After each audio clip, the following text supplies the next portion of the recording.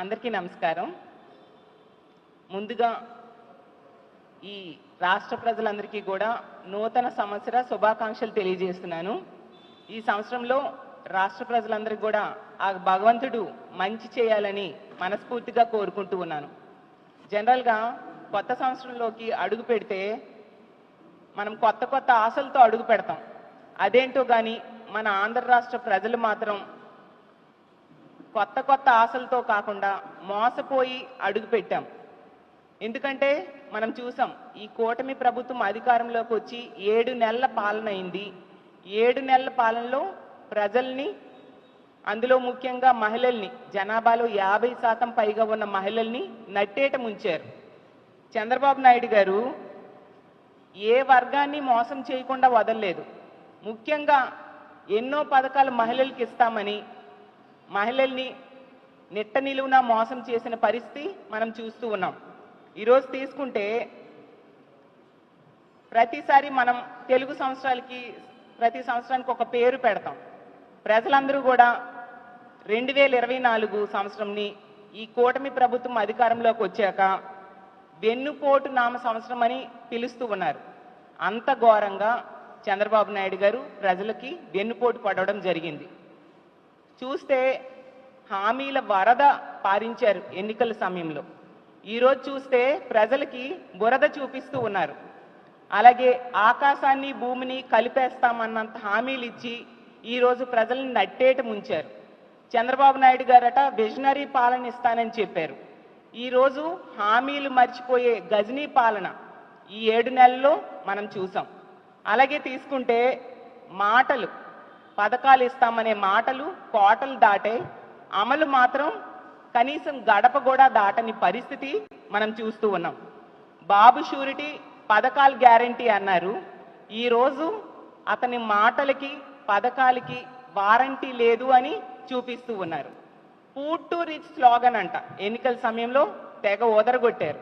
ఈరోజు ప్రజల్ని ఫూల్స్ని చేసే పరిస్థితి క్లియర్గా కనిపిస్తూ ఉంది ఆంధ్రప్రదేశ్ రాష్ట్రంలో.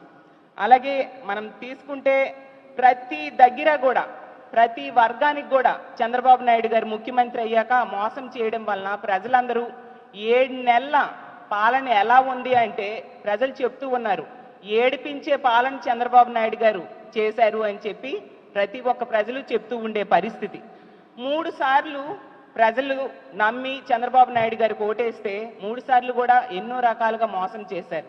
4గోసారి నేను మారిపోయాను అని చెప్పి మళ్ళీ ప్రజల దగ్గరికి వచ్చేసరికి ప్రజలు మళ్ళీ నమ్మి ఓటేశారు.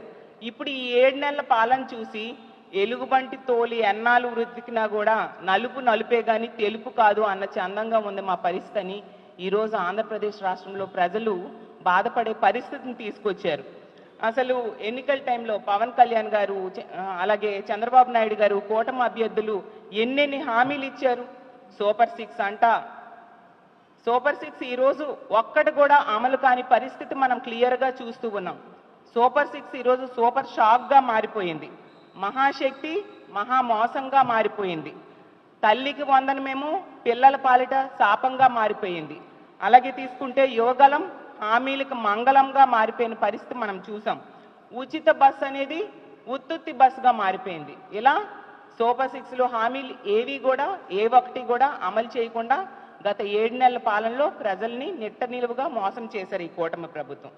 అసలు ఎన్నికల టైంలో అరచేతిలో వైకుంఠం చూపించారు ఈ కూటమి అభ్యర్థులు చంద్రబాబు నాయుడు గారు. ఈరోజు చూస్తే 7 నెలలకే నారాబారి నరకమైన పాలన చూపిస్తున్నారు అని ప్రజలు బాధపడి లబోదిబో అనే పరిస్థితిని ఈరోజు తీసుకొచ్చారు. మొన్నే ఏడీఆర్ రిపోర్ట్ వచ్చింది. చంద్రబాబు నాయుడు గారట రిచెస్ట్ సీఎం అంట. 31 మంది ముఖ్యమంత్రుల్లో మన దేశంలో చంద్రబాబు నాయుడు గారు రిచెస్ట్ సీఎం అంట. రిచెస్ట్ సీఎం మాట ఏంటో కానీ వర్స్ట్ పాలన ఈ ఆంధ్రప్రదేశ్ రాష్ట్రంలో చంద్రబాబు నాయుడు గారు ముఖ్యమంత్రి అయ్యాక ప్రజలకి చూపించడం మనందరము చూసాం. అలాగే చంద్రబాబు నాయుడు గారు ఒక పెద్ద స్టేట్మెంట్ ఇచ్చారు. గౌరవ సీఎం గారు కూడా నిన్న కూడా మన డీజీపీ గారితో అదేవిధంగా ముఖ్య పోలీస్ అధికారులందరితో పాటు చర్యలు ఒక సమీక్ష ఏర్పాటు చేసుకొని ఎట్టి పరిస్థితుల్లోని కూడా ఈ నేరాలు అనేవి తగ్గాలి. ముఖ్యంగా చిన్నపిల్లల మీద జరుగుతున్న అఘాయిత్యాలు కానీ మహిళల మీద జరుగుతున్న అఘాయిత్యాలు కానీ ఇవన్నీ కూడా అరికట్టాలి అనుకునేటప్పుడు మనం ఏదైతే సత్యసాయి జిల్లాలోని కేసుని మనం టెక్నాలజీ ప్రకారం యూజ్ చేసుకొని తొందరగా నిందితులు పట్టుకున్నామో అదే టెక్నాలజీని యూజ్ చేసుకోవాలి. మ్యాక్సిమం సీసీ కెమెరాస్ అన్ని చోట్ల పెట్టాలి. ఒకటి కూడా విజ్ఞప్తి చేశారు గౌరవ సీఎం గారు, ఎవరైతే మనం మ్యాక్సిమం పబ్లిక్ ప్లేసెస్ అన్నిట్లోని కూడా సీసీ కెమెరాస్ మనం ఏర్పాటు చేయడంతో పాటు ఈరోజు ఎక్కడైతే ప్రైవేట్ ప్లేసెస్లో సీసీ క్యామ్స్ ఏర్పాటు చేసుకున్న వాళ్ళందరూ కూడా వాళ్ళు అనుసంధానం అన్నది మా పోలీస్ డిపార్ట్మెంట్ వాళ్ళకి ఇస్తే ఎక్కడైనా ఇమీడియట్ గా రెస్పాండ్ అయ్యి వాళ్ళకి ఎటువంటి ఇబ్బంది లేకుండా చూసుకునే బాధ్యత తీసుకుంటాం. ఈరోజు వాళ్ళ దగ్గర సీసీ కెమెరాస్ ఫుటేజ్ వాళ్ళ దగ్గరే ఉంటుంది. అది కాకుండా మళ్ళీ నేరం జరిగిన తర్వాత వాళ్ళ ఫుటేజెస్ మనం తీసుకోవటం, తర్వాత మళ్ళీ ఫర్దర్గా ఇన్వెస్టిగేషన్కి ఉపయోగపడుతుంది. అలా కాకుండా రియల్ టైంలోనే అవి జరగకుండా చూసుకునే బాధ్యత తీసుకోవడానికి పబ్లిక్కి కూడా మేము అప్పీల్ చేస్తున్నాం. మీ దగ్గర మీరు ప్రైవేట్ ప్లేసెస్లో ఎక్కడైతే మన ఇంట్ల దగ్గర లేదంటే మీ వ్యాపార సంస్థల దగ్గర పెట్టుకున్న ఈ కెమెరాస్కి కూడా అనుసంధానంగా పోలీస్ డిపార్ట్మెంట్ వాళ్ళకి గనక ఇస్తే డెఫినెట్గా మేమందరం కూడా ఇంటిగ్రేట్ చేసుకొని నియర్ బై కమాండ్ కంట్రోల్ రూమ్లోని దాని అంతటిని కూడా మేము పర్యవేక్షించుకుంటాం. ఎక్కడ కూడా ఎటువంటి ఇబ్బంది లేకుండా చూసుకునే బాధ్యత తీసుకుంటాం. కెమెరాస్ లేవు, వాటి చోట్ల ఏం చేయాలి? డ్రోన్స్ని ఉపయోగించమని చెప్పారు. డ్రోన్స్ని యూజ్ చేసుకొని ఆ పిక్చర్స్ క్యాప్చర్ చేసుకొని ఎక్కడైనా ఇటువంటి యాక్టివిటీస్ ఎక్కడైనా జరుగుతున్నాయేమో అని కూడా క్యాప్చర్ చేయమన్నారు.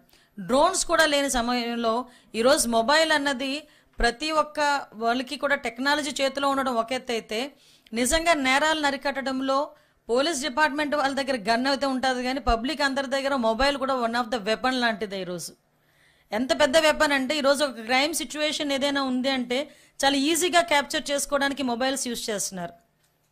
అదేవిధంగా ఎక్కడైనా ఏదైనా చిన్నది ఇబ్బంది జరిగింది, ఎవరైనా ఒకరికి కొంచెం గొడవ పడ్డారు, తొందరగా ఒక వీడియో తీస్తున్నారు, సోషల్ మీడియాలో పెడుతున్నారు. సో అటువంటి రెస్పాన్సిబిలిటీ కూడా పబ్లిక్ తీసుకోవాలి. దానికి ఒకటి కూడా చెప్తున్నారు, ఈరోజు గవర్నమెంట్ తరఫున మేము కూడా మీ అందరికీ కూడా హామీ ఇస్తున్నాం.